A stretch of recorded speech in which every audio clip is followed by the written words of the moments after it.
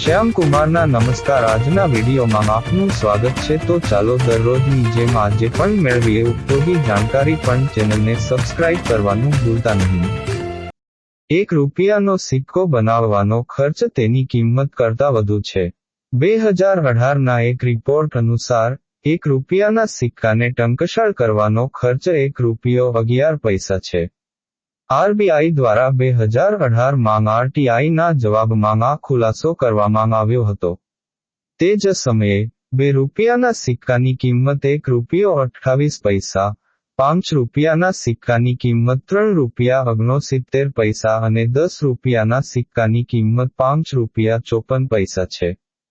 ભારતનું ચલણ કોણ છાપે છે?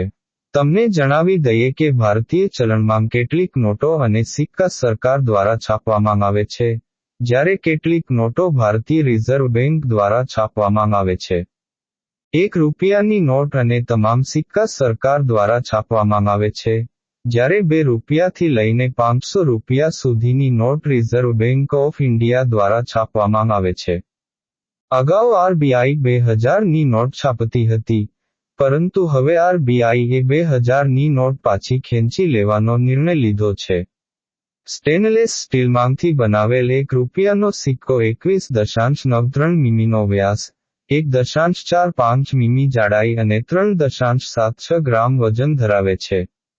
આ તમામ સિક્કાઓ મુંબઈ અને હૈદરાબાદમાં ઇન્ડિયન ગવર્નમેન્ટ મિન્ટ્સ (આઈજીએમ) દ્વારા બનાવવામાં આવે છે. જ્યારે હૈદરાબાદ મિન્ટે ઉત્પાદન ખર્ચ જાહેર કર્યો હતો, ત્યારે મુંબઈ મિન્ટે આરટીઆઈ એક્ટ, 2005ની કલમ 8(1)(d) હેઠળ ગુપ્તતાને ટાંકીને તેમને જાહેર કરવાનો ઇનકાર કર્યો હતો.